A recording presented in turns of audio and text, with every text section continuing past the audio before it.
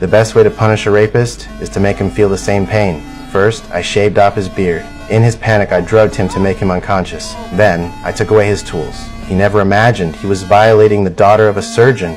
Una vaginoplastia. When Vincent woke up, he found his tools were gone. Before he could react, I walked into the room holding a box. I told him the surgery was a success. To avoid his lower body from fusing, he would need to use a dilator every day. To survive, he had no choice but to agree. A month later, Vincent was recovering well. He naively thought it was all over and asked when he could go home. Finally, I told him my true identity. I was the father of the girl he raped. Only then did he regret it deeply. Next, I was going to turn him into a real woman.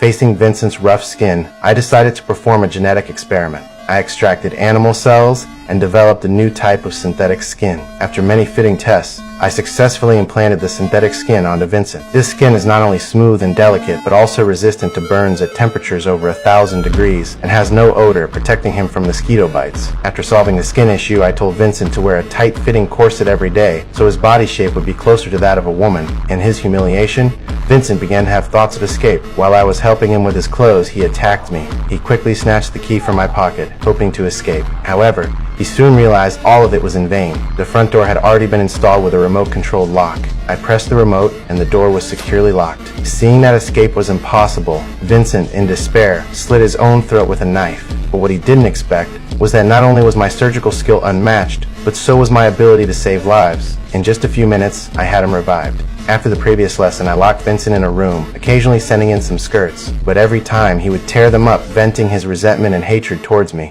I couldn't watch him all the time, so I hired a trusted maid, asking her to add a small amount of tranquilizer to the food she brought him every day. Under the effects of the drug, Vincent became much more docile. He no longer rejected the makeup I sent him. Seeing his behavior improve, I rewarded him with a television. Every day, he sat in the room, bored, and started practicing yoga, seemingly beginning to accept his changes. But the peaceful days didn't last long. One day, the maid's son Jason came to visit. He claimed to miss his mother and tricked her into opening the door. Not long after, a news report on TV aired about Jason's criminal activities. The maid realized that Jason had come to hide from the police. She planned to kick him out, but Jason discovered Vincent. Seeing Vincent's graceful figure and handsome face, he was instantly captivated. The maid saw through his intentions and warned him with a gun, but she was overpowered by Jason. They struggled, the gun went off, and the sound of the gunshot reached Vincent's ears. He tried to contact the maid via the intercom, but received no response. At that moment, the maid was already bound to a chair by her son. Jason started searching for Vincent, and Vincent, hearing doors opening and closing, began to panic. When Jason finally found his room,